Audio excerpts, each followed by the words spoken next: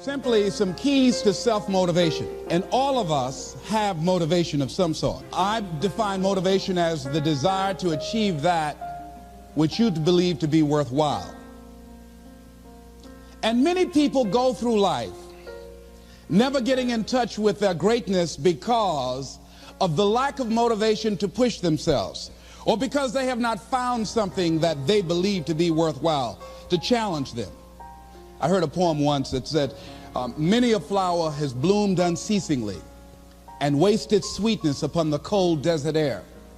It's translated, that means simply that many a talented persons have gone unnoticed, and the world never had a chance to be exposed to their talent because that person did not take the time to begin to express or to demonstrate or to motivate themselves in the direction to bring that which they came into the universe to bring. How can you measure your motivation? How can you evaluate where you are on a scale of 1 to 10? Let's do this for ourselves mentally. How do you rate yourself from 1 to 10?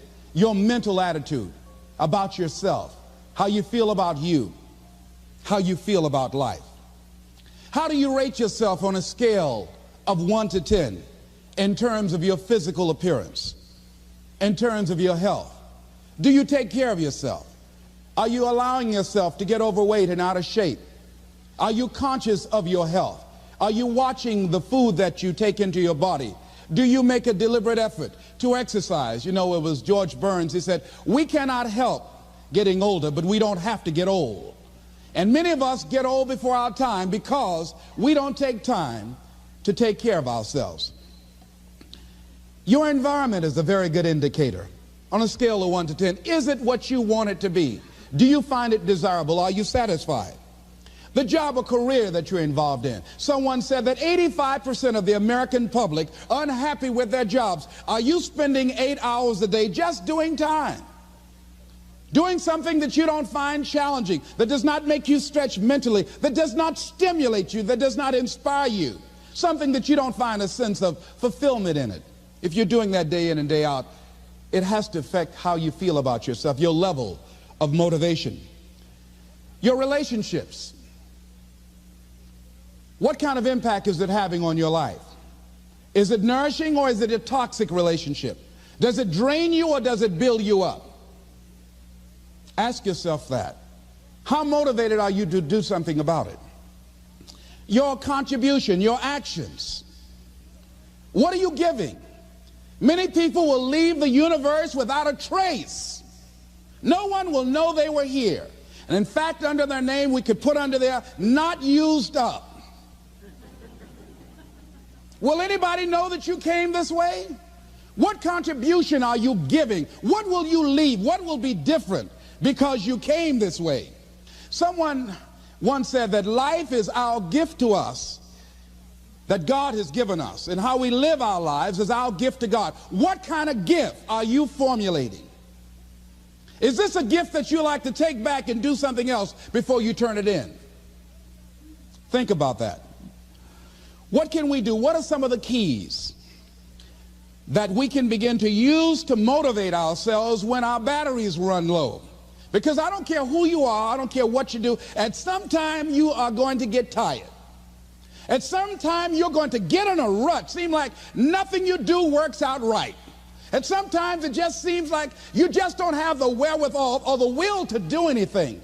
That sometimes you act like you're punch drunk. You're just wading through life, just doing time day in and day out, looking at non-discriminatory television, anything that's on, just looking. And depressed, feeling powerless, feeling useless, and bored. What do you do? How do you get yourself out of a rut? How do you, when you know you can do more than what you've been doing and you're not doing it and you're discontent with where you are, you get angry at yourself. How do you get out of that rut? How do you motivate yourself? One of the things that we must do is that we must be involved in working on achieving self-mastery. You must work on yourself continuously. Never be satisfied with yourself. Always know that as you invest the effort and time on you, that's the greatest ability that human beings have above animals. See, a dog can't be anything but a dog. Tree can't be anything but a tree. Human being, you've got unlimited potential. You can put effort on you, and by concentrating on you and developing you, you can transform your life wherever you are right now. So you want to work on yourself. You want to read books that inspire you and motivate you. You want to listen to tapes over and over and over again. And I suggest that you listen to tapes when you first get up in the morning. You want to control the spirit of your day. When you first wake up in the morning, your mind is operating at 10.5 wave cycles per second. That's when the subconscious mind is most impressionable. Whatever you hear in the first 20 minutes when you wake up, that will affect the spirit of your day. When you listen to tapes, listen with relaxed belief. Believing that this can happen for you. And by listening to them, listen to them over and over and over again, and you will get a breakthrough. You can listen to the same tape for months, and all of a sudden you hear something you never heard before. It have a special meaning for you. Or read the same book over again, and you find some special insight. You said, I can't believe I didn't see that the first time. So you want to be involved in developing yourself. Most people won't do that. Most people won't take that kind of effort and invest that kind of energy in themselves, because they will fall prey to that conversation within. Oh, don't do that. You don't have time. You're too busy. You're too caught up in the rat race. Most people won't do that. Well, they won't take time to go to lectures. They won't take time to go to seminars. They won't take time to go to classes to improve themselves. And as you continue to work on yourself, you will begin to expand your vision of yourself. You begin to work towards self-mastery, and you will begin to see it reflect itself in all the dimensions of your life: your mental life, your physical life, your social life, in your relationships, your monetary life.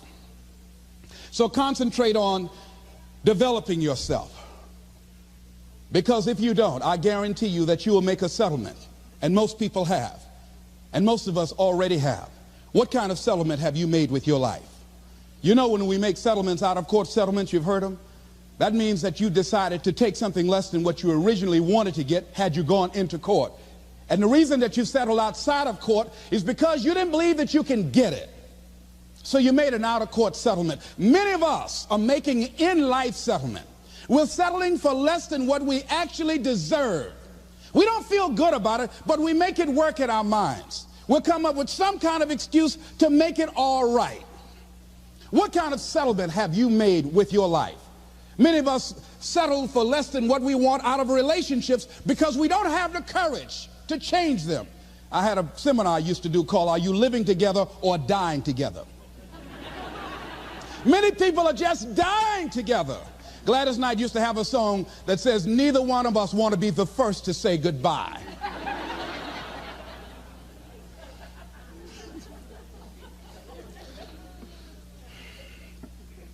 The next thing is, in order to begin to find some keys to self-motivation to drive yourself, in addition to working on yourself, and as you work on yourself, you feel good about yourself, and as you feel better about yourself, you treat yourself differently. Develop a health plan. See, you can't feel well and do well if you don't have good health. You can't perform if you don't have your health. Your health is valuable. Develop a health plan. A plan that you will follow, because this is the only vehicle that you have to carry you through this experience called life. And you want to take good care of it because you love you enough. You care enough about you. And that's not easy. It is not easy having a health plan and sticking to it.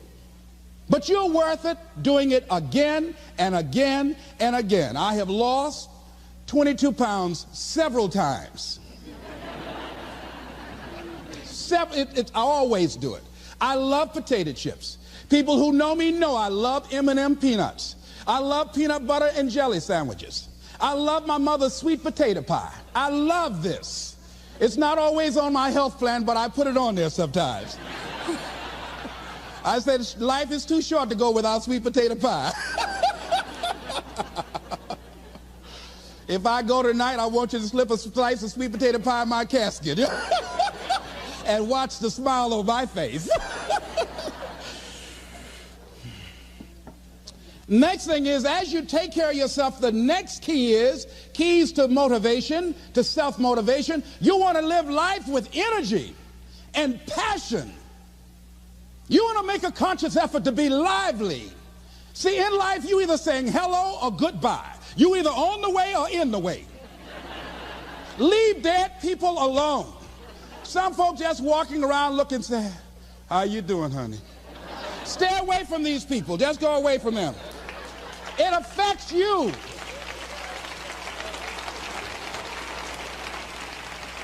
You want to smile. You want to be happy. You got a lot to be thankful for. But you watch some of the faces around you every day. And I tell you, some of these faces, they will put you in a depressed state of mind. So you want to avoid these kind of faces. When you see them coming, turn your head. Next thing is that you want to monitor your inner conversations. The things that you say to yourself. You want to watch them, and in watching them, you want to take charge. A friend of mine told me this evening, and she did it excellently. She said, I didn't want to come tonight. I was feeling so depressed. And I said, I'm going anyhow. See, that was the conversation. Oh, you really don't feel like it. You really don't need to do it. You don't really need to read anything. Forget all that. That's that inner conversation. Oh, you don't need to worry about trying to go into your own business. Forget that. You can't do that. What if you lose everything you've got? That inner conversation that stops you from doing the things you want to do less, don't do that. How can you possibly think about being a motivational speaker? You don't have the contacts, you don't have the money, you don't know the right people. You're going to get up there and your mind's going to go blank. Forget all that. You remember that time you got up before some people and you panicked? You stood up and your mind sat down? Don't you remember? And I said, yes. And then I said, shut up. So you've got to learn to stand up to yourself inside yourself and short circuit, override that conversation that's always going on. 85% of what that conversation will tell you is negative. It's negative. It will tell you you're tired when you really are not tired. It will tell you you can't do it. It will fill you with fear. So you've got to watch that conversation. And when you find it going on, you've got to stand up to it and say, I'm going to do this anyhow. I'm afraid, but I'm afraid not to do it. And I'm not going to let you stop me. The biggest challenge that you will have in life is you. There's an old African proverb that says, if there's no enemy within, the enemy outside can do us no harm. The next thing that is a key to self-motivation is that you've got to ask yourself, what do I want out of life? What do you want out of life? What do you want out of a job?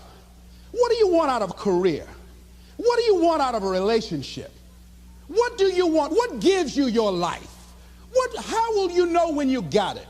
What will make you happy? You need to know. You need to start asking yourself some questions. What do I really, really, truly want? You need to be exact about that. Don't be vague. Oh, I just want to be happy. That's too vague. What will make you happy? How will you know when you got it? Zero in on it. Be exact. Be specific. And as you do that, that will stimulate that superconscious mind or the reticular activating system of your mind that will begin to find those things, to identify with it. And once you begin to determine that which you want, take the time to write it down. Don't just think about it. Write it down. That is a subjective process that engages the subconscious mind. Write it down. Once you write it down, read it 3 times a day, morning, noon, and night. Why is that important? Because what it will do, it will cause you to focus. It will cause you to concentrate. When that other conversation is going on telling you what you cannot do, telling you all of the impossibilities and all of the obstacles, your concentrating will begin to create a larger vision within yourself, and you'll start looking for and seeing some new opportunities. You start creating some openings for yourself. As you begin to read that every day, day in and day out, that will make you focus. That will discipline your thinking. And you'll get all kind of creative ideas. As I talk to you right now, being involved in this immersion process, you're going to create some openings for yourself. You're going to get some ideas. You're going to feel your adrenaline flowing, and you're going to think about something, some idea you had. And you say, I want to go back and I'm going to look at that again from a different vantage point, not from the level of the problem of the obstacles that I encountered, but from a higher vantage point. Because what you will begin to see and to know as I talk to the higher consciousness within you, that you are powerful, that you are a miracle worker. And that inner conversation has conditioned you to believe that you are not. And as you begin to discover the truth of who you are, whatever challenge that you're facing in life, and if you're living, you're facing some challenge, you'll begin to know that you're powerful and that you're a miracle maker. So as you begin to write down exactly what it is that you want, read it every day. The next thing is, see yourself there. How will you feel once you get there? What will the experience be like for you? What will be different? What kind of person do you have to become in order to get there? Visualize yourself there, living the experience. I remember when I ran for state representative in Columbus, Ohio, and I had a lot of people telling me, and you got to watch not only the conversation within, but the conversation without, telling me, Les, you can't possibly win. You can't do that. And I went down to the legislature, and I saw myself. I knew what I wanted. I saw myself in the chair. I pointed out the chair that I wanted.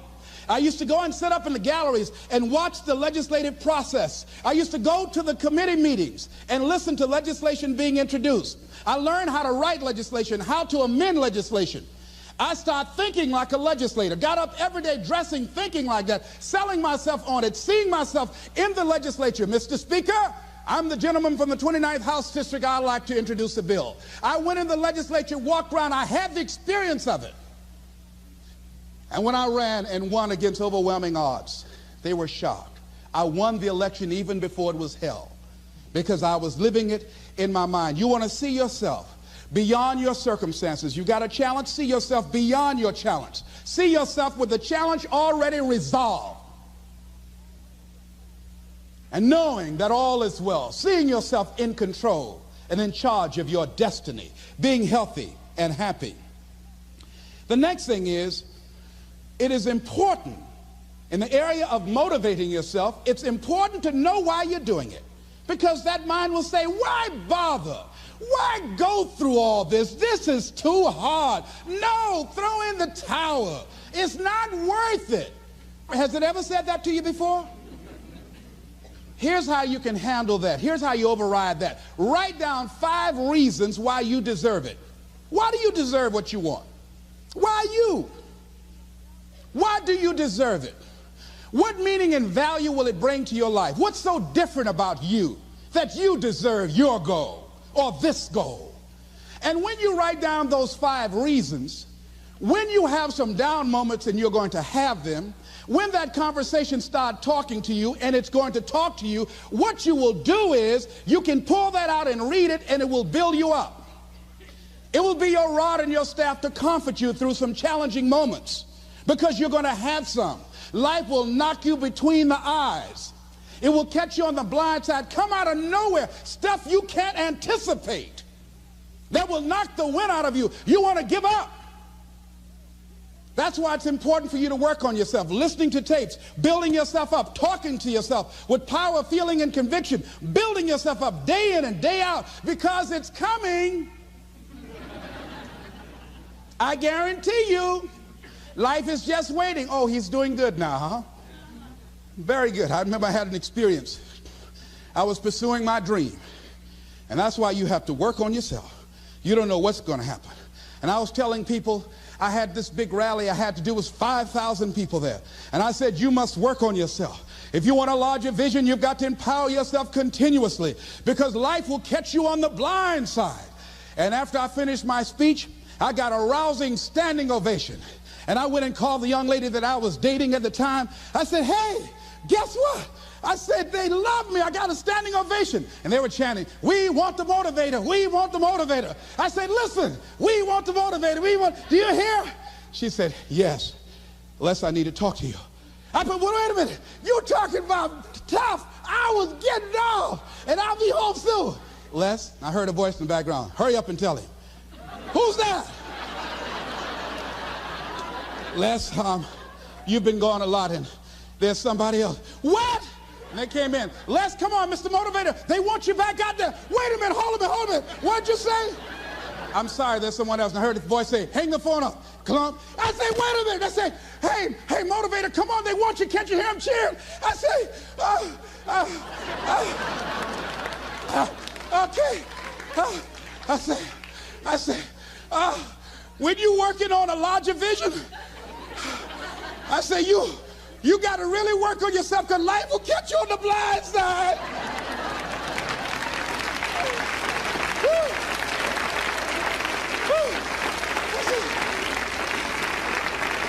I say, you better be ready. And you better make sure you want it, because it'll make you cry. And somebody said, the Spirit is on him. Thank you, thank you, thank you, thank you. I was talking till they started blinking the lights. They had to come pull me off. And I said, you got to have a larger vision. You make sure, wait a minute, you make sure you work on yourself. They said, come on, Mr. Brown, come on. Yeah. I went back to my hotel room, and loneliness and heartbreak was sitting on the bed, said, are you coming in now? Do you have your larger vision now? How's your positive attitude? Say, get on in here. Are you still breathing? Shut up. No, you want your gold? No, I don't want this gold now. Life will wear you out. You'll be saying, no, I can't, and no, I won't. You try to read and can't see nothing through the tears. I went plundering through the drawers in this hotel trying to find a Gideon Bible, anything, you know. I said, somebody, anybody help me. Yahweh, Yahoo, anybody. Boy, I tell you, that's why you got to work on yourself. Because life will send you some curves you cannot anticipate. The next thing is that whatever you do, you want to develop technical mastery. You want to be the best at what you do. You want to master it. See, part of self-motivation is you've got to find something that gives you a strong sense of competence. Well, you become known for that. You develop a reputation of being good at doing that. You set some high personal standards for yourself. You're not competing with anybody else. You're just unfolding yourself to be the best person that you could be. That you want to give the best quality service that you can give, because that is a statement about who you are. The other thing that's the key to self-motivation is recognize the fact that you're going to get into some slumps. Recognize the fact that you're going to encounter a great deal of failure in life. It goes with the territory. But in the face of that, you want to be relentless. When you want something, you don't expect everybody to say, oh, come on in. Oh, you want this? Oh, great. We want to give this to you. You're such a nice person. You're doing it for your family, aren't you? Great. No, life isn't like that. No, many doors will be closed in your face. Many loans that you will want. And they'll say, no, you don't have enough collateral. You don't have enough credit. And most people will give up. But you've got to decide that I'm going to be fearless. I refuse to be denied. And I'm going to go all out. I'm going to be relentless. I don't care how many no's I encounter. I like something Isaiah Thomas said when he's getting ready for a basketball game. He said, I'm going to either shoot us in or shoot us out, but I'm not going to not do anything. And that's the way to go. You can't make a basket unless you shoot the ball. You can't hit a home run unless you take a swing at it. Most people won't even take a swing. Well, I probably won't make it anyhow. That's the conversation within. They probably won't give it to me anyhow. If you want something, you've got to be relentless. You've got to decide, I deserve this, and I'm going to have it. And you go all out to get it. that drives you. The next thing is that when you want something out of life, you've got to be willing to go into action. Don't wait around for things to be just right. Don't wait for things to be perfect. Don't wait for the ideal situation. It will never be ideal. There will always be a reason. Well, as soon as the children grow up, or as soon as I pay my bills, or as soon as I get my divorce, as soon as I get enough money together, do what you can, where you are with what you have, and never be satisfied. A lot of people never take a chance in life. They don't want to take any chances. They want the situation to be ideal. See, that's not walking by faith. That's walking by sight. If I can see it, I'll do it. No. That's a lot of people saying, if I can see it, I'll believe it. No. If you believe it, you can see it.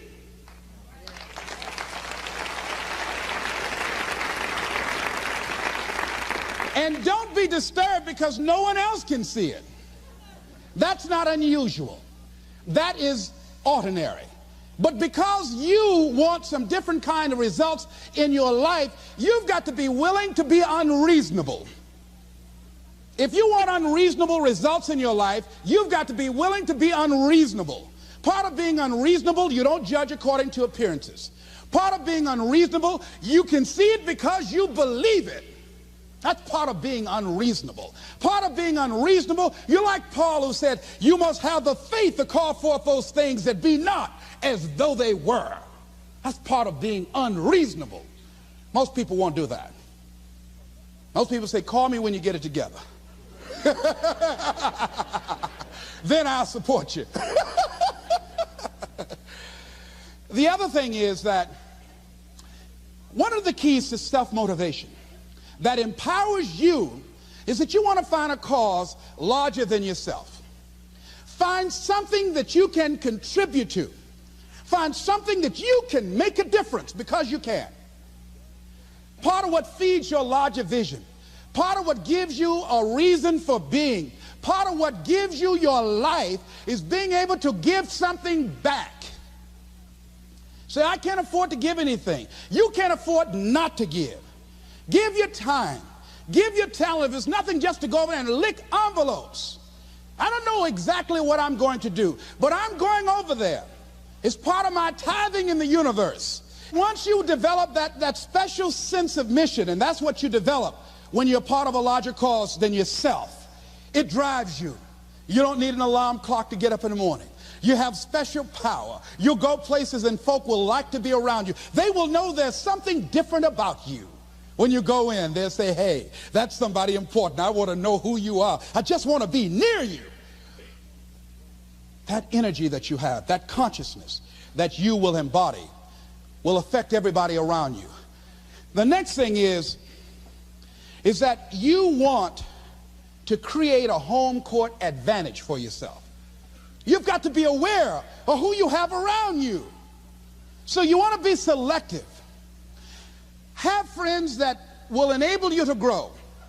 I have friends that help me to grow spiritually. These are my spiritual friends. I talk spiritual stuff with them. I have some other friends who are just intellectual friends. They make me grow intellectually. They make me stretch. I have some professional friends. I'm a member of the National Speakers Association. I get together with other speakers and we learn from each other and we grow from each other. I have other friends who are just social friends. All we do is just socialize together. We'll look at a basketball game together or go out dancing, but that's all we can do. We don't talk anything serious, nothing spiritual, nothing intellectual. That's not that kind of relationship. Nothing heavy up in here. Have other friends, we walk together. That's all we can do, walk together. Talk about we're going to lose weight one day by and by for good, all right? That's all we do. Nothing else. So, according to the relationships that you develop, we grow from people and projects. And the relationships that you develop can enhance and can enrich your life, or they can drain you. I know many talented people who had a great deal of potential, but because they didn't surround themselves with other people that will inspire them to transcend themselves, they never realize their greatness, and they will end up going to their grave with all their good stuff still in them. So you want to look at your relationships, the people that you're involved with, the people that you communicate with most often, and you want to ask yourself the question, what am I becoming because of this relationship? Does it inspire me? Am I motivated? Am I encouraged? Am I driven to develop myself? Am I seeking my own greatness? What kind of person am I becoming because of this relationship? Am I becoming more cynical and negative about life? Ask yourself that. The next thing is, you've got to say yes to your life. You've got to say yes. Yes to my dreams. Yes to me. Yes, I can make it. Yes, I can. Doesn't matter how many failures I've made. Doesn't matter how many mistakes I've endured. Doesn't matter about my defeats. Doesn't matter about what I've done. Yes, yes. I don't care about the fact I'm in a hole now. Doesn't matter about where I am. Yes. The last chapter to my life has not been written yet. If you judge me now, you'll judge me prematurely. I haven't exposed all my stuff yet. I'm still in the process of transforming my life. I'm still in the process of becoming. Yes. I had somebody in my life at one time told me, you'll never make it. And I said, I'll show you. And what energized me, what motivated me was something that Frank Sinatra said. He said, the best revenge is massive success.